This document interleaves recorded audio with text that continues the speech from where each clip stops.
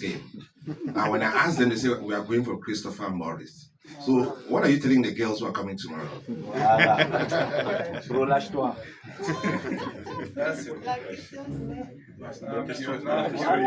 Relâche-toi. Non, moi je suis pas quelqu'un qui regarde les réseaux sociaux. J'ai que Instagram, Snapchat, donc je suis pas quelqu'un qui regarde les réseaux. Après, c'est vrai que j'ai eu des échos comme quoi les filles au Cameroun. Mais bon, moi je suis concentré sur le foot. Ma seule mission c'est de remporter le match, de bien jouer et de rendre fier tout un peuple, dans les filles. On va prendre les 3 derniers. Bon, et là-bas.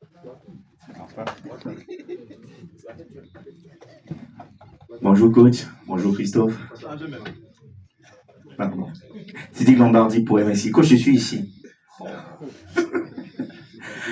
Ouais. Ma question est simple, coach. Le Cameroun est qualifié. Demain, la rencontre contre l'équipe du Zimbabwe est considérée comme une rencontre de célébration de cette qualification. Et beaucoup de Camerounais aimeraient bien voir sur l'aire de jeu des jeunes que vous avez détectés, puisque vous avez pris du temps pour les suivre en club, dont ils vous ont démontré des choses. Est-ce que vous pouvez promettre à ces Camerounais que demain, quel que soit le cas, vous pourriez donner un peu de temps de jeu à certains qui sont là depuis et d'autres que vous avez détectés lors du dernier rassemblement, coach?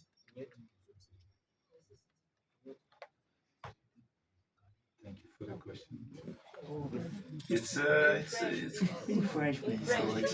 C'est comme j'ai déjà dit, on ne donne pas de cadeaux.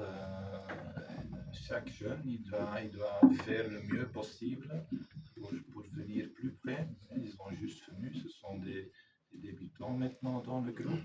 Il est intégré parfait. Ils ont déjà rentré en Afrique du Sud. Il y a 2 qui ont joué dans le match, ou rentré dans le match. Et ça va continuer. Encore une fois, l'objectif est venir le premier du groupe. Et à ce moment, il y a encore des autres matchs. On peut donner beaucoup de chance aux jeunes. Vraiment, je pense qu'ils sont plus en plus prêts pour le faire. Et si tu sentir que c'est le moment, je vais te donner. Je pense que tu peux contrôler ça. Et, dans le passé, j'ai toujours travaillé comme ça. J'ai travaillé avec beaucoup de jeunes qui sont grandis après. Mais le moment est crucial. Si tu fais ça trop tôt, tu vas perdre le jeune. Si tu fais ça trop tard, tu vas perdre aussi le jeune. Alors c'est délicat et on doit être prêt pour ça. Le dernier.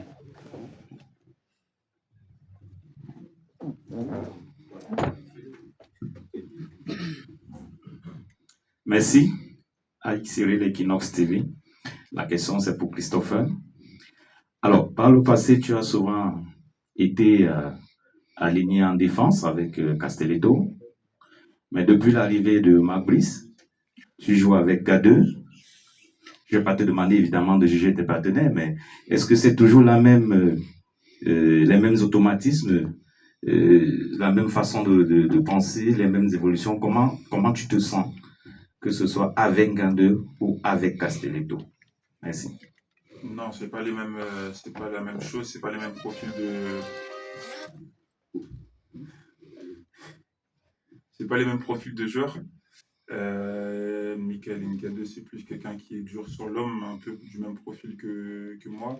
Castelletto, il est un peu plus rapide, donc il peut gérer la profondeur. Donc, comme toujours professionnel, il faut s'adapter. Et en club aussi, j'ai différents joueurs avec qui je suis associé, donc je suis habitué à m'adapter avec n'importe quel joueur. La dernière.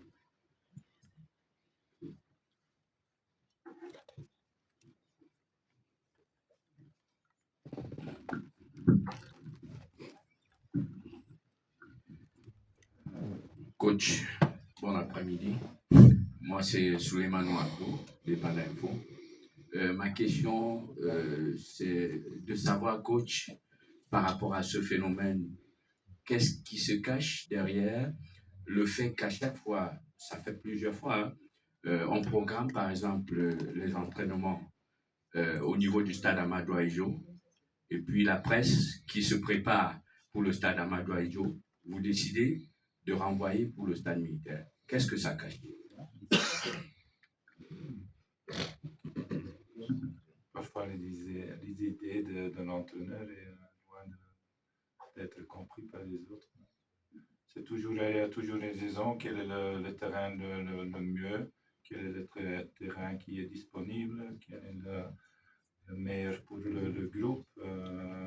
Si on voudrait entraîner un peu tactiquement, je n'aime pas qu'il y ait trop de presse. Ça dépend de la situation, c'est pas une question de dire ça.